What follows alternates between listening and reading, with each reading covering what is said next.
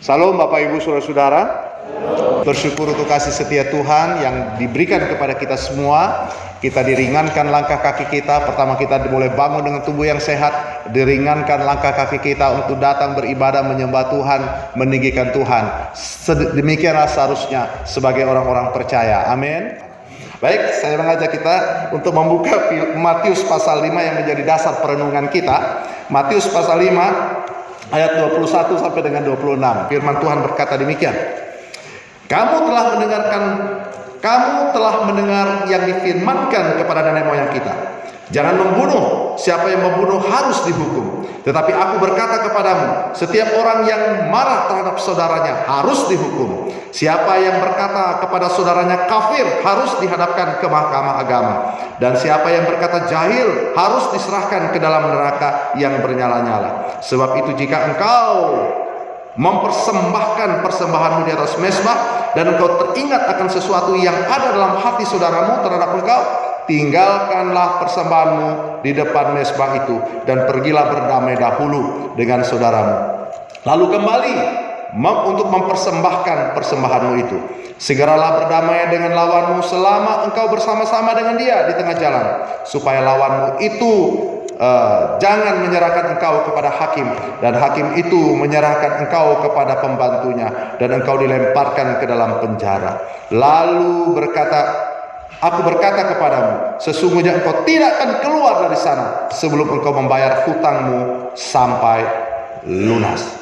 Sedemikian jauh bacaan firman Tuhan. Yang berbahagia adalah mereka yang tidak saja mendengarkan kebenaran firman, tetapi mau melakukan kebenaran firman Tuhan itu dalam hidupnya sehari-hari. Nah, saudara-saudara, tema kita yang sudah jelas yang diberikan kepada kita adalah melindungi dan memelihara kehidupan bersama orang lain. Saudara-saudara, setiap kita punya komunitas, dalam keluarga, dalam bergereja, bahkan dalam hidup bermasyarakat.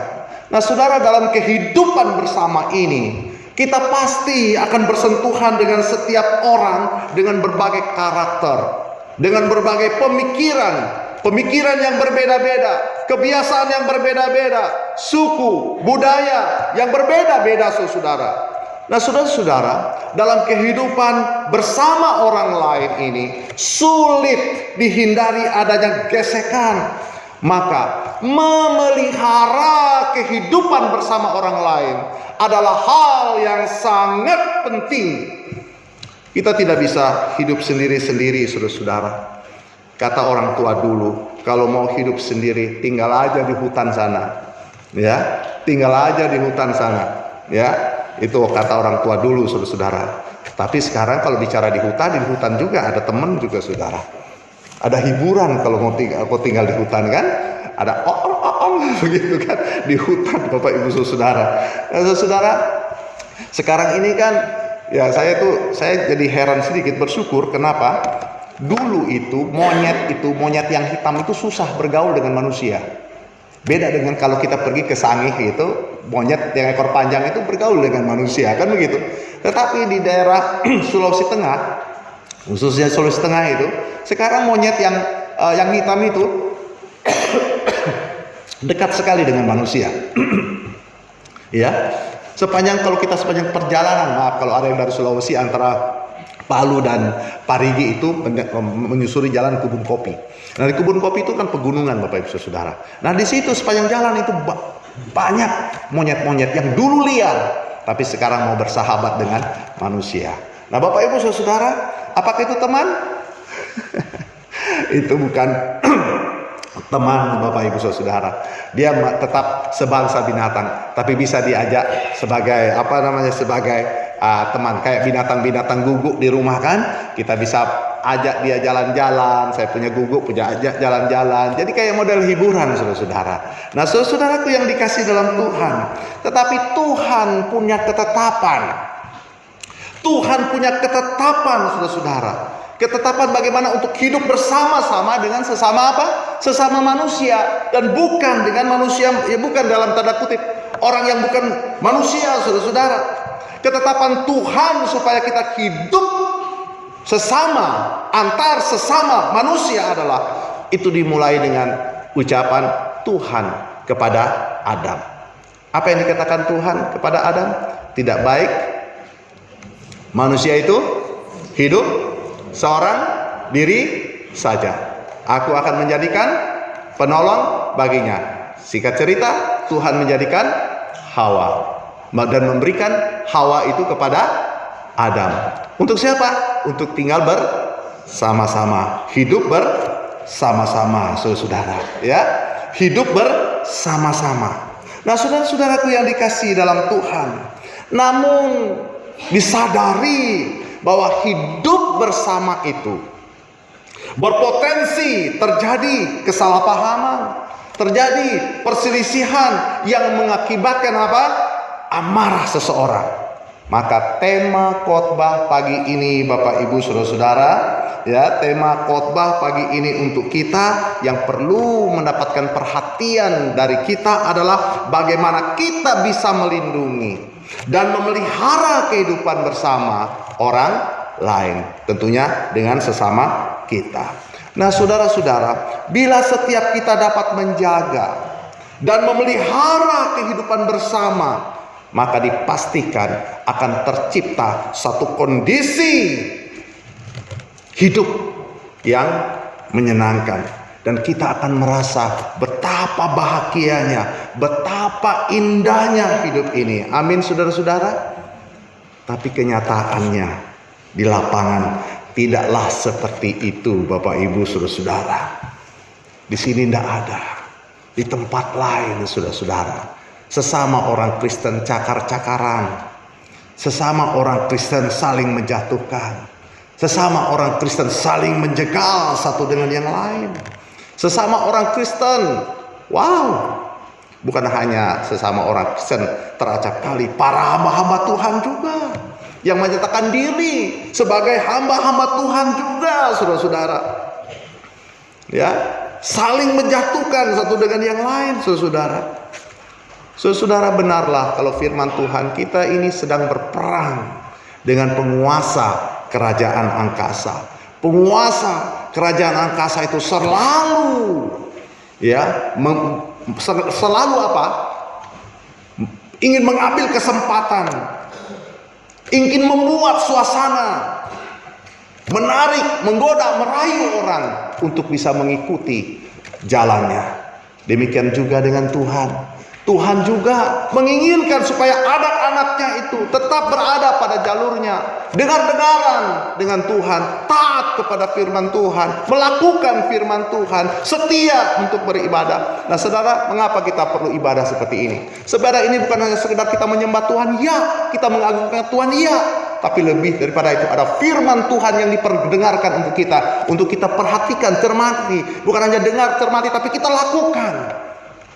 Karena firman Tuhan itu yang menuntun langkah-langkah kita, jalan-jalan kita, agar jalan-jalan kita tidak terantuk, hidup kita tetap pada rel yang Tuhan kehendaki.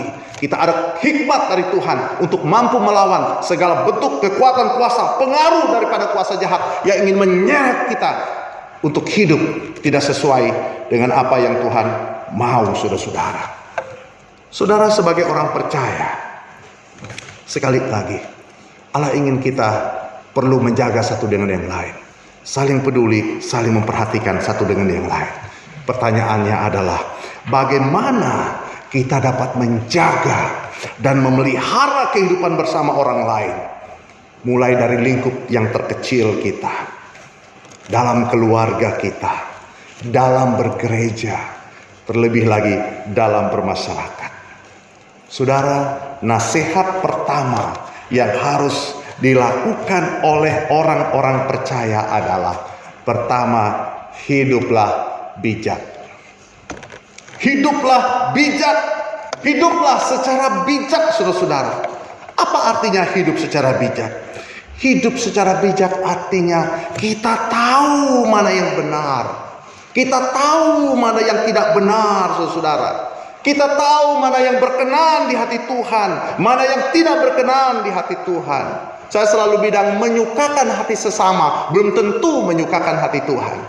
Tapi saya harus katakan juga, menyukakan hati Tuhan dipastikan akan banyak sesama kita disenangkan, saudara-saudara. Dan orang bijak ini sangat paham untuk hal itu. Orang bijak itu sangat mengerti hal itu.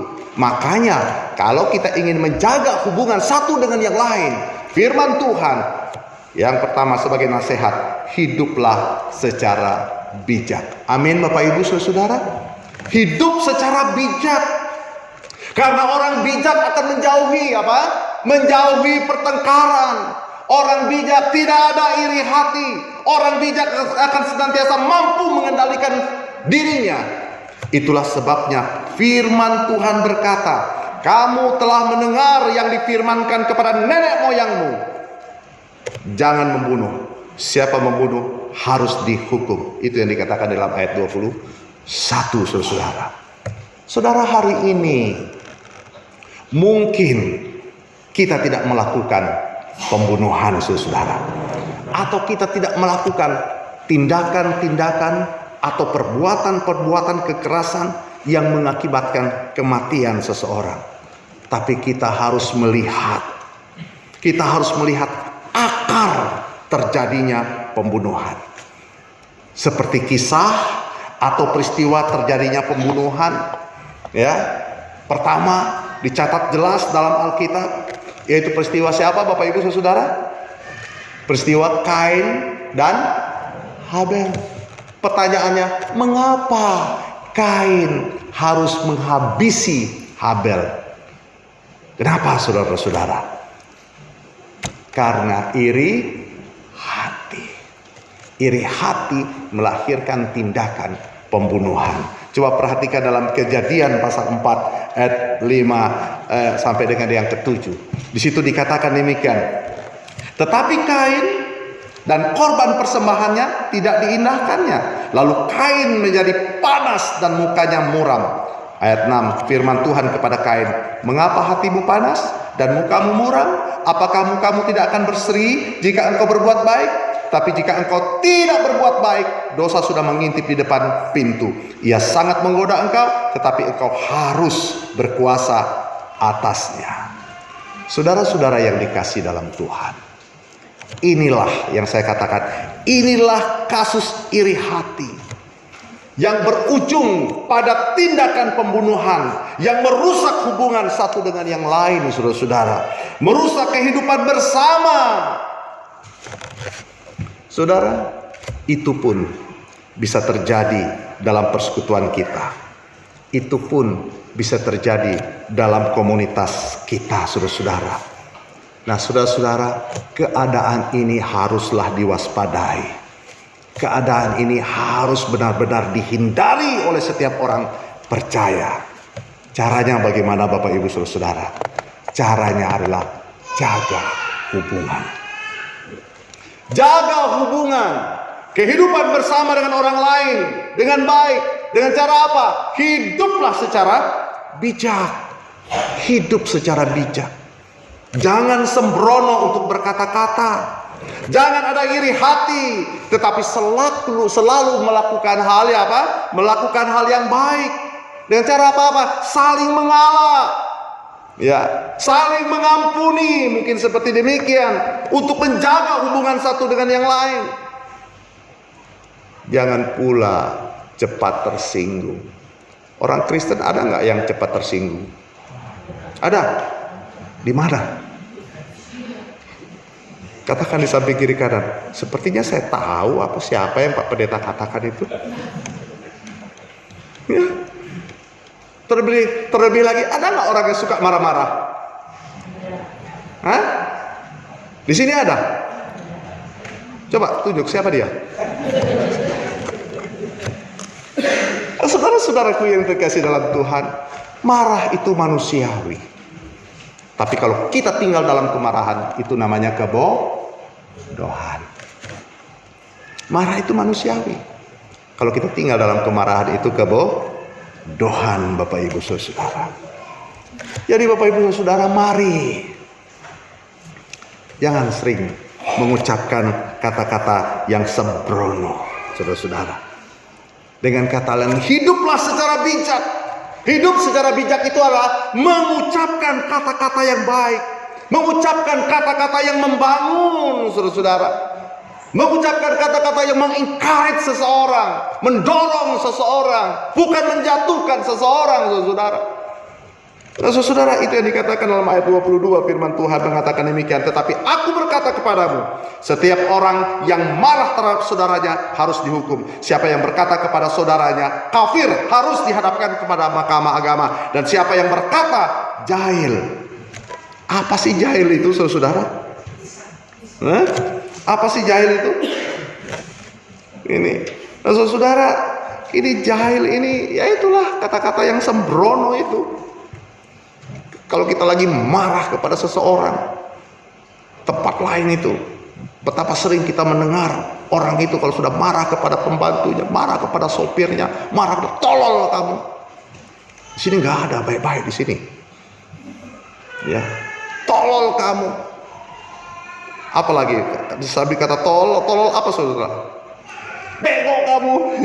Ya, berarti sering ya. Sering dengar ya, bukan sering ucapin, sering dengar gitu loh. Bego kamu. Kalau sudah marah saudara. Nah, saudara-saudaraku yang dikasih dalam Tuhan, inilah kata-kata yang tidak bijak. Dan ini pula yang menjadi sedikit contoh kata-kata yang negatif. Tanpa kita sadari keluar dari mulut kita. Saudara-saudara, kata-kata yang tidak bijak yang keluar dari ucapan kita sebagai orang percaya, jangan sampai terjadi. Jangan sampai terjadi. Bahkan ketika kita ingin menyampaikan, lagi kesel misalnya, lagi kesel, lagi marah, mengucapkan Tuhan Yesus tolong. Itu dia bagus kan. Tuhan Yesus tolong. Saudara, dalam menjaga kehidupan bersama orang lain, hiduplah bijak. Dengan cara apa? Mengucapkan perkataan-perkataan yang positif, kata-kata yang membangun, kata-kata yang menguatkan. Yang kedua, saudara, bagaimana kita bisa menjaga kehidupan bersama dengan orang lain adalah yang kedua, ciptakan suasana damai. Ciptakan suasana damai dalam keluarga, dalam komunitas, dalam bergereja. Ya, ciptakan, usahakan, upayakan suasana damai. Menarik kalau kita membaca Matius pasal yang kelima ayat 23 sampai dengan 25 dikatakan demikian. Ya. Udah ya. Oke. Sebab itu, jika engkau mempersembahkan persembahanmu di atas mezbah, dan engkau teringat akan sesuatu yang ada di dalam hati saudaramu terhadap engkau, tinggalkanlah persembahan di depan mezbah itu, dan pergilah berdamai dahulu dengan saudaramu, lalu kembali untuk mempersembahkan persembahanmu itu. Ayat 5, segeralah berdamai dengan lawanmu selama engkau bersama-sama dengan dia di tengah jalan, supaya lawanmu itu jangan menyerahkan engkau kepada hakim, dan hakim itu menyerahkan engkau kepada pembantunya, dan engkau dilemparkan ke dalam penjara. Saudara, orang percaya harus bisa menciptakan damai. Perhatikan saudara, kata berdamai dengan saudaramu, berdamai juga dengan lawanmu. Berdamai dengan saudaramu, berdamai dengan lawanmu. Mungkin ada yang berkata, Pak Pendeta, kalau dia tidak mau berdamai bagaimana? Dia tidak mau berdamai bukan urusan kita, itu urusan Tuhan. Yang penting hati kita itu beres, saudara-saudara. Hati kita itu beres. Ada inisiatif dari kita. Kalau yang bersangkutan tidak mau, ya udah, kita tidak bisa paksa juga untuk dia mau. Tapi hati kita di hadapan Tuhan beres, karena memang kita mau untuk berdamai, Bapak Ibu Saudara. Karena kalau kita lebih mencermati ayat 23 sampai dengan 24, di situ juga memberitahukan kalau kita mengeraskan hati, kita tidak mau berdamai. Saudara, sepertinya semua sia-sia. Dikatakan lagi demikian. Perhatikan kata persembahan kepada Tuhan. Ya. Di situ, bila kita sedang memberi persembahan kepada Tuhan, lalu teringat kepada orang yang sakit hati terhadap kita, Berarti ada sesuatu yang belum diselesaikan. Itu harus diselesaikan. Itu harus berdamai dengan orang tersebut, saudara-saudara. Saudara, untuk memelihara kehidupan bersama dengan orang lain, sekali lagi, maka kita harus bisa menciptakan suasana damai dalam persekutuan, dalam keluarga. Dengan kata lain, kita pun harus bisa membawa perdamaian. Saudara, mengapa kita memberi persembahan? Mengapa kita memberi persembahan? Kita memberi persembahan bukan untuk nombok Tuhan, bukan. Ketika kita memberi persembahan dalam rangka memang kita mengasihi Tuhan. Kita memberi persembahan, kita mengasihi Tuhan. Orang yang mengasihi Tuhan adalah orang-orang yang taat kepada Tuhan. Orang-orang yang mengasihi Tuhan adalah orang-orang yang mau melakukan setiap perintah-perintah Tuhan. Dengan kata lain, Bapak Ibu Saudara, sia-sia persembahan kita, sia-sia ibadah kita, sia-sia penyembahan kita, kalau di dalam hati kita masih belum beres. Tidak ada damai dalam hidup kita. Tidak ada damai karena kita masih punya kerikil, kerak-kerak hubungan yang kurang harmonis satu dengan yang lain. Nah, secara demikian itu berarti pun kita tidak akan bisa membawa damai di sekitar kita, saudara-saudara. Itulah sebabnya Bapak Ibu saudara-saudara, bila terjadi sesuatu yang tidak menyenangkan dalam diri kita, kita harus saling memaafkan, harus bisa saling memaafkan, harus bisa saling mengampuni. Dengan demikian hidup bersama dengan orang lain itu akan terpelihara dengan baik. Dan dipastikan hidup itu akan indah. Hidup itu akan damai. Hidup itu akan tentram. Amin Bapak Ibu Saudara. Saudara, memang tidak mudah. Sekali lagi, memang tidak mudah untuk mempraktekkan hal ini. Karena kita adalah masih dalam tanda kutip manusia yang lemah. Ya, manusia yang lemah, saudara-saudara. Tapi apapun kondisi kita, apapun keadaan kita, memang kita manusia yang lemah. Kita tidak sendiri. Kelemahan itu yang kita perlu bawa kepada Tuhan. Kelemahan kita itu yang perlu kita serahkan kepada Tuhan, saudara-saudara. Ya, kita serahkan kepada Tuhan, minta kekuatan daripada Tuhan. Misalnya orang yang kita mau ajak berdamai tidak mau, ya kita sekali lagi seperti yang saya katakan, ya udah serahkan aja kepada Tuhan. Karena Tuhan tidak, misalnya kita mungkin dikecewakan, mungkin kita diperlakukan tidak adil, mungkin ya kita marah karena kita diperlakukan tidak adil, kita marah ketika kita direndahkan. Tapi sekali lagi, apapun situasi kondisi kita hanya bisa menyerahkan itu kepada Tuhan. Tuhan tidak menginginkan kita itu balas jahat dengan jahat. Tuhan tidak menginginkan kita itu balas jahat dengan jahat. Karena kalau kita membalas, selalu saya katakan, buntutnya pasti ada. Buntutnya pasti panjang.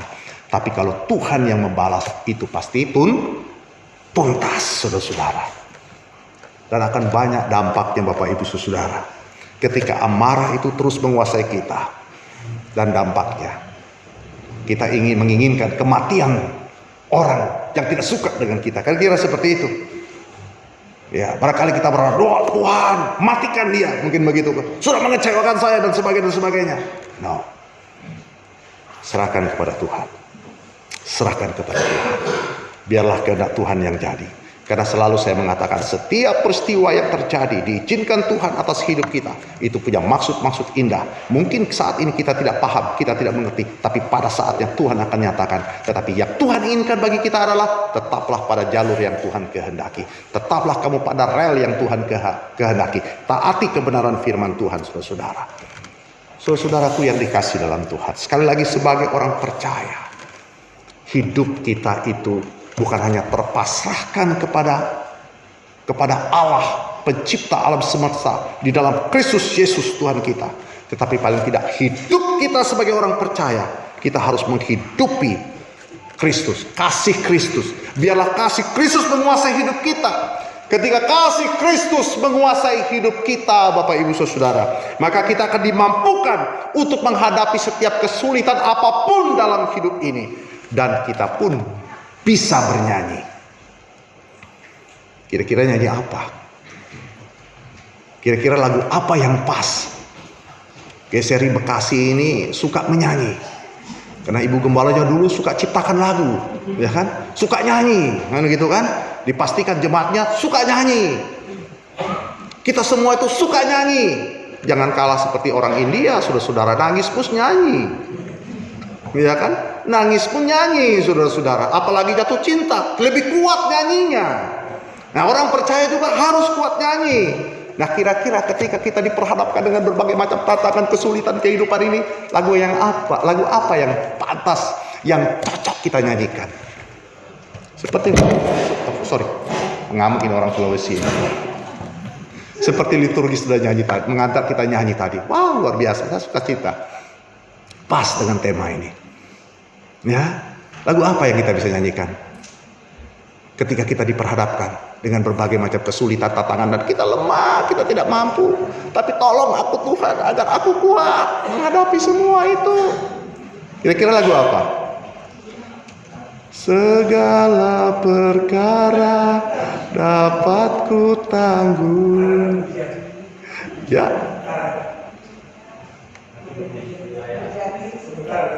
Oh, ada pujian. Oh iya, luar biasa. Tapi saya mau menyanyi sedikit. Lagunya, segala perkara dapat kutanggung di dalam Dia yang memberikan kekuatan kepadaku. Tuhan Yesus sahabat yang setia, tetap percaya. Gitu kan? Itu yang kita nyanyikan. Itu yang kita nyanyikan, Bapak Ibu Saudara. Artinya apa, Bapak Ibu Saudara? Kita akan dimampukan menghadapi situasi kondisi apapun dalam hidup ini. Dan kekuatan itu sesungguhnya datangnya daripada Tuhan. Dan kita akan memperoleh kemenangan dan damai. Dan pada akhirnya kita pun bisa membawa damai. Saudara, kehidupan damai akan menjaga kita. Kehidupan damai akan menjaga kita. Kehidupan damai akan menjaga saudara-saudara kita yang lain. Bayangkan saudara-saudara ketika tidak ada damai. Hati lagi kesel misalnya saudara-saudara. Ya, hati lagi kesal. Uring-uringan. Marah-marah. Wah, kucing lewat pun kita bisa marah, saudara-saudara. Ya, sini nggak ada, tempat lain itu banyak, saudara-saudara. Nah, saudara-saudaraku yang dikasih dalam Tuhan. Ya, makanya kehidupan jemaat mula-mula mungkin dapat menjadi catatan bagi kita. Yang tercatat dalam Kisah Para Rasul adalah merupakan contoh bagaimana mereka itu saling menjaga. Mereka itu saling melindungi, saling memelihara dalam kehidupan bersama dengan orang lain. Apa rahasianya, Bapak Ibu Saudara? Rahasianya adalah kasih Kristus menguasai hidup mereka. Saudara dan saya akan dapat saling melindungi, saling memelihara dalam kehidupan bersama ketika kasih Kristus itu menguasai kehidupan kita. Amin, saudara-saudara. Dan sebagai penutup, bagaimana kita dapat saling melindungi dan memelihara dalam kehidupan bersama? Kita akan mengutip apa yang dikatakan oleh Paulus, nasihat Paulus kepada jemaat yang ada di Filipi. Terambil di dalam Filipi, bisa lihat saya, Filipi pasal Filipi pasal yang kedua ayat 1 sampai dengan yang kelima. Di situ dikatakan, hiduplah di dalam kasih dan cara berpikir Kristus. Apa itu?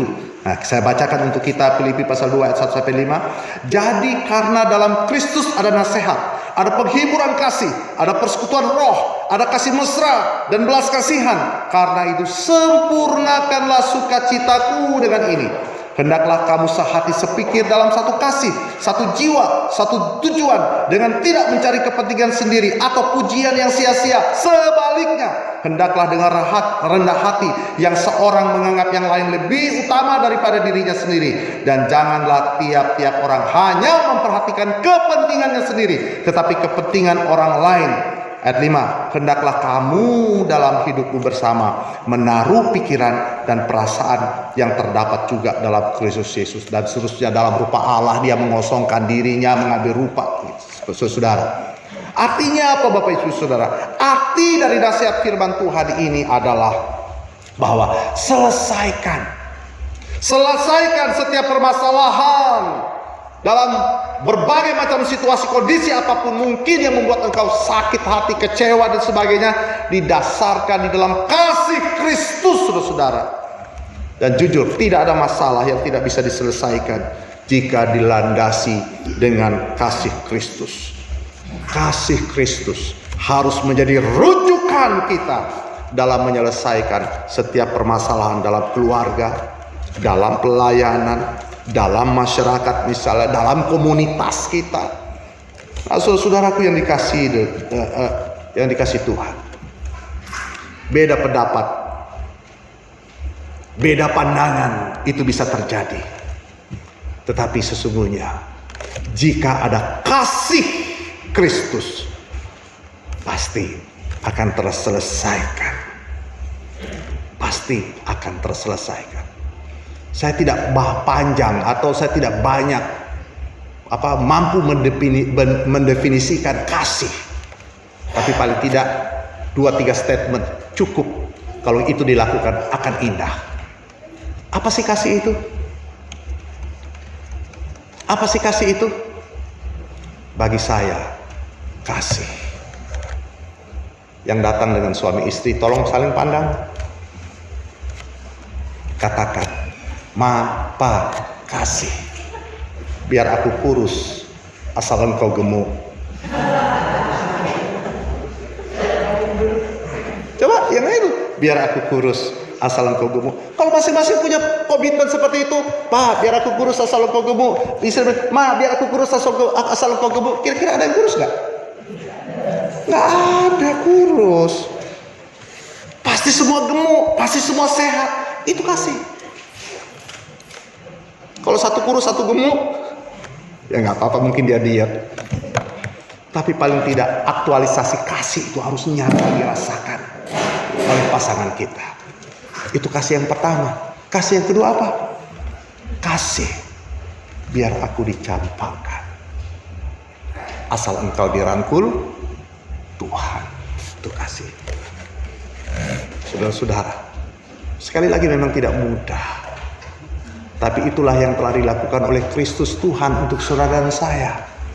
Rela tinggalkan singgasananya, datang ke dalam dunia ini, mencari saudara, menyelamatkan saudara. Bukan hanya sekedar menyelamatkan saudara, mewariskan saudara kerajaan indah dan mulia. Dan saatnya kita akan bersama-sama tinggal di sana, saudara-saudara.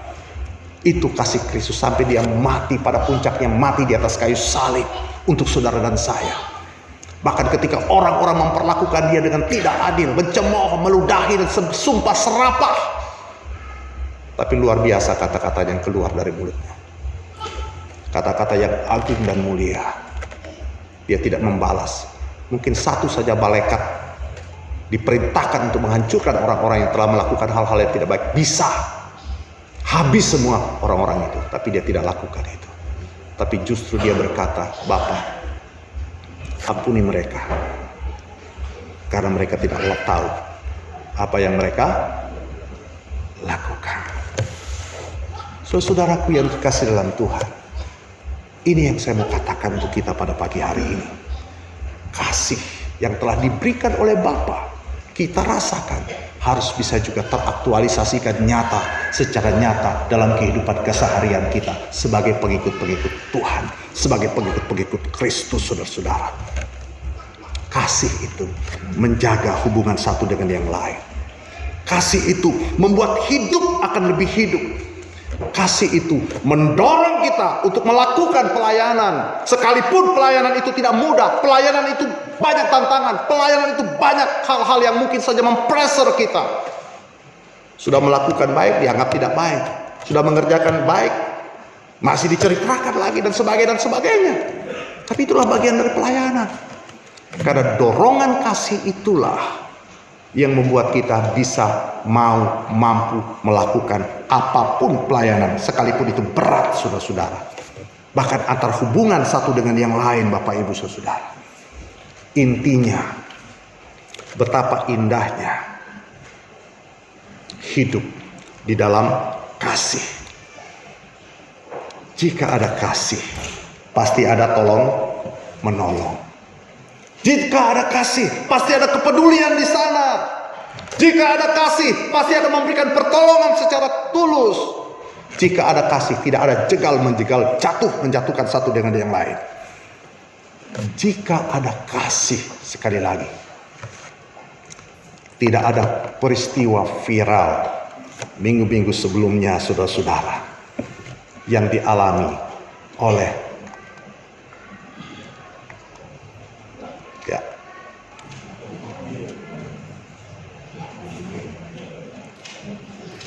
tahu dia ini kelihatannya tidak jauh-jauh dari sini, daerah Cipaucang ya, mana itu ya. Inilah Opa Hans Tomasoa dan Oma Rita Watimena. Saudara, kalau saudara saya dapat kiriman dari teman, saya justru sesak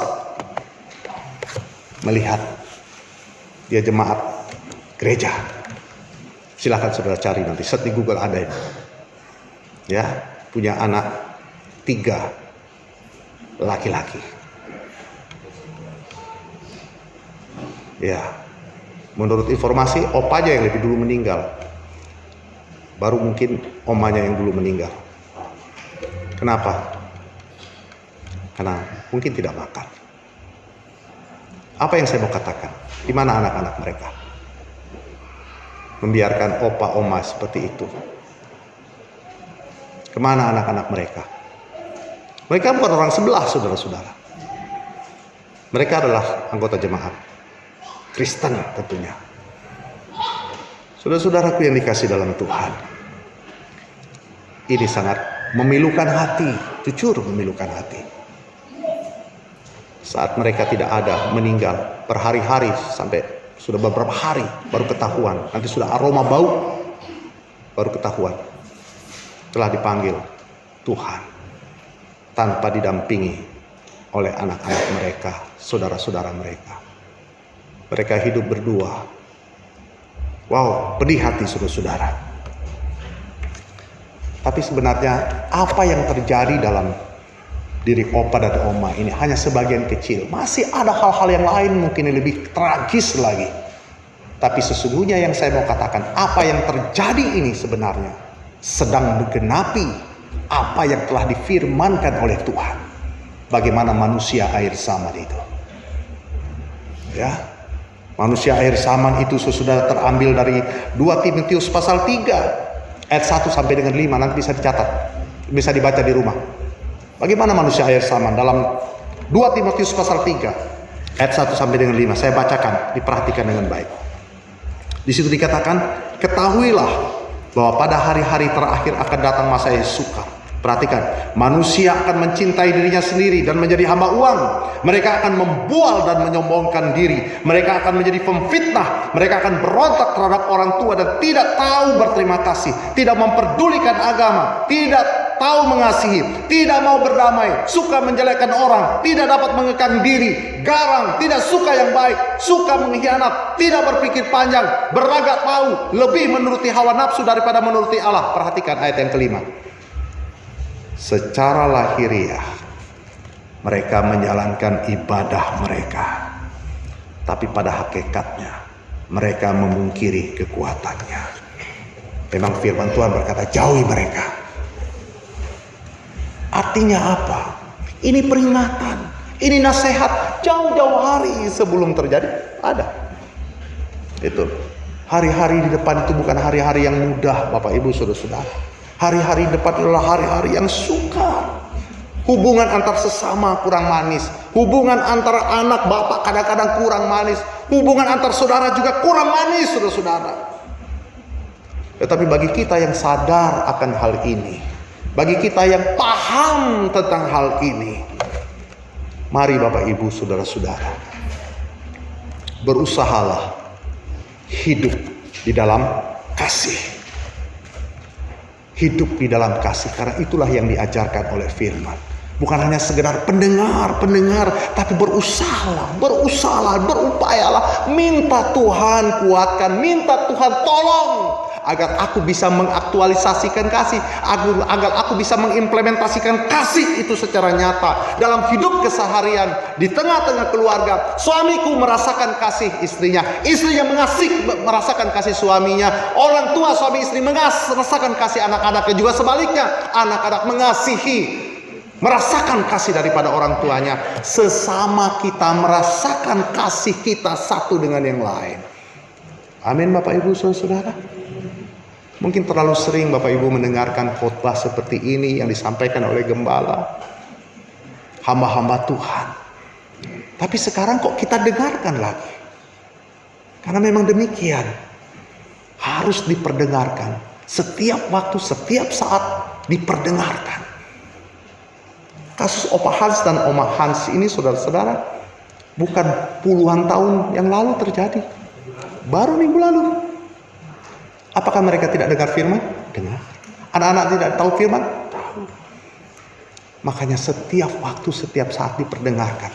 Lakukan firman, hidup di dalam kasih. Dan betapa indahnya hidup di dalam kasih itu. Colek samping kiri kanan saudara.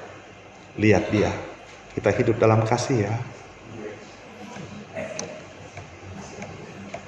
Saya tahu ada lagi marahan di sini. Tapi tidak. Hiduplah di dalam kasih. Jadi Bapak Ibu saudara-saudaraku yang dikasih dalam Tuhan. 3 nasihat untuk melindungi dan memelihara kehidupan bersama dengan orang lain. Pertama, hiduplah bijak. Kedua, ciptakanlah suasana damai di lingkunganmu. Yang terakhir sebagai klimaks puncaknya yang harus kita miliki dan harus ada adalah hiduplah di dalam kasih dan cara berpikir Kristus. Soli Deo Gloria. Tuhan memberkati kita semua.